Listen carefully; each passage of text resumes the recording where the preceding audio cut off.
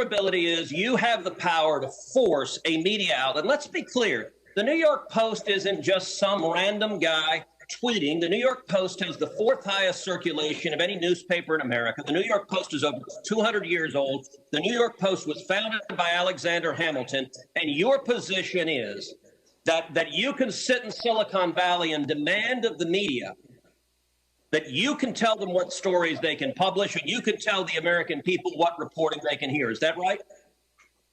No, this was a, every person, every account, every organization that signs up to Twitter agrees to a terms of service.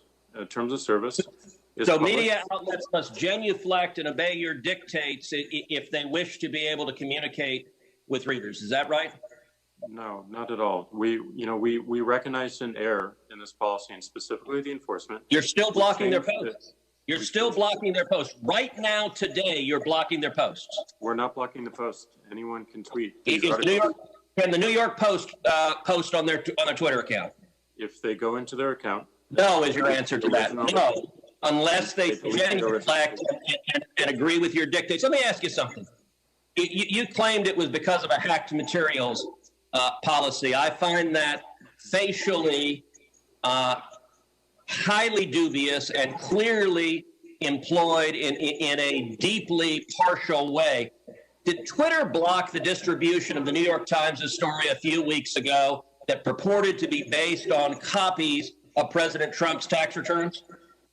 We didn't find that a violation of our terms of service and this policy in particular, because it was reporting about the material. It wasn't distributing the material. Okay, well, that's actually not true. They posted what they purported to be original source materials, and federal law, federal statute makes it a crime, a federal felony, to distribute someone's tax returns against their knowledge. So that material was based on something that was distributed in violation of federal law, and yet Twitter gleefully allowed people to circulate that. But when the article was critical of Joe Biden, Twitter engaged in rampant censorship and silencing. And again, we recognized errors in that policy. We changed it within 24 hours. This is. But you're still blocking the New York Post. You haven't changed it. We have changed it. They can log into their account, delete the original tweet.